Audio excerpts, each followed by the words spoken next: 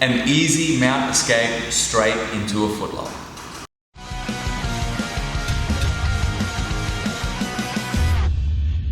Hey guys, Coach Tom here. We're having a look today at one of my favorite ways to escape mount and straight into a submission, which is always handy because if you're mounted, you are really in a bad spot, and if you tap someone, you're in the best spot, I suppose you could say you could be in a jiu-jitsu roll. And so let's have a look how we do this. Now, we're going to do it with a straight footlock today, but this can be done with a leg reap heel hook, which is actually more popular.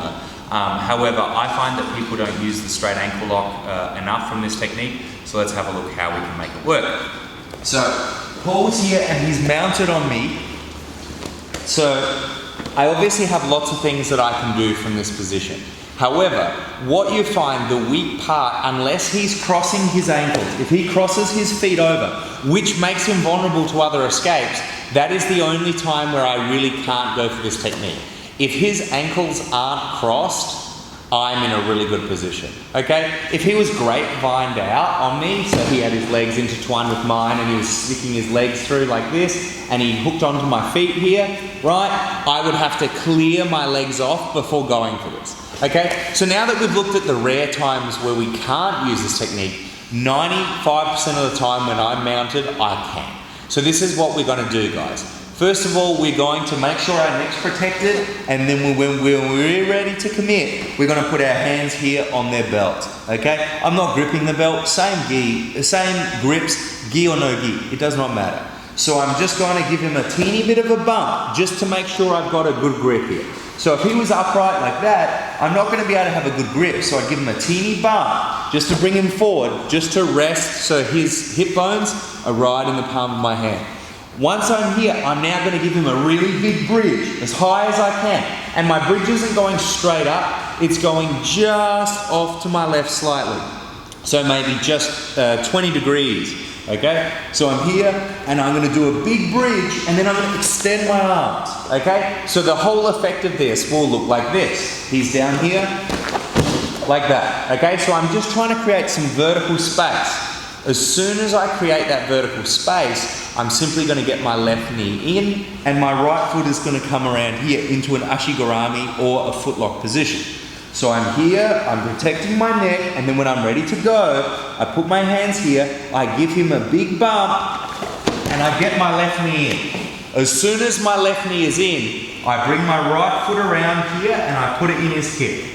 Okay? He can grab onto my head, I don't care, because I'm just going to grab his foot and I'm going to push him down and I'm going to roll to this side. Just in case I'm competing in an IBJJF tournament, so it's still legal.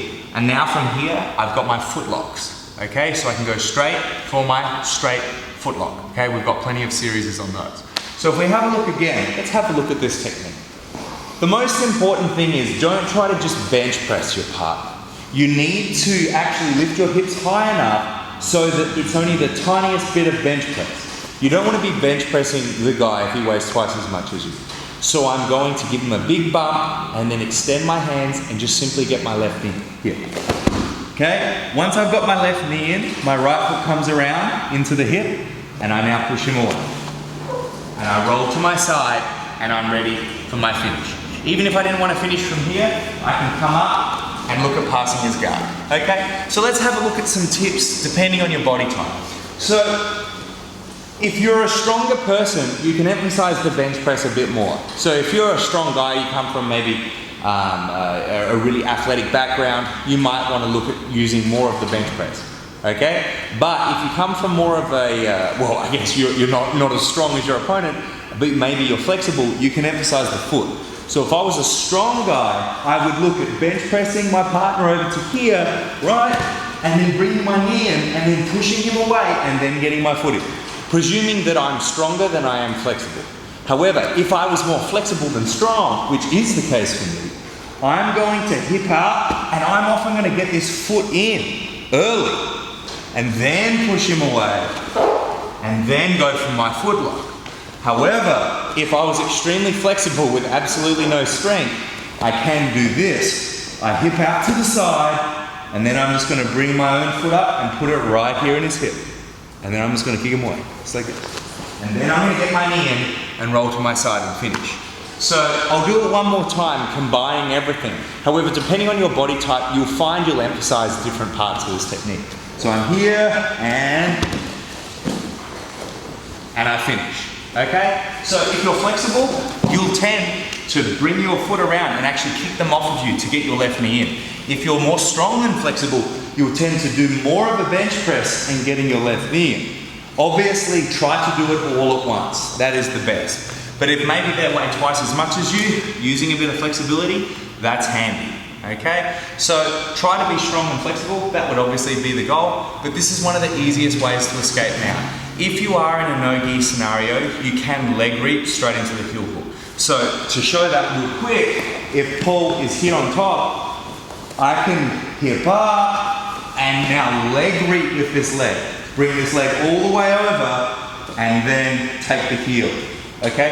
However, obviously in the gi or in an IBJJF rule set, we can't do that. So we're going to instead do the straight footlock, which we can then switch off the heel hook anyway, regardless. There you have it, guys. A nifty way to get out of mount straight into a footlock. Your partners aren't going to be happy with this because they just had you in a lot of trouble and then you tap them. So good luck, have fun with it, and leave comments below when it works out for you guys. I'm Coach Tom. I'll see you next time.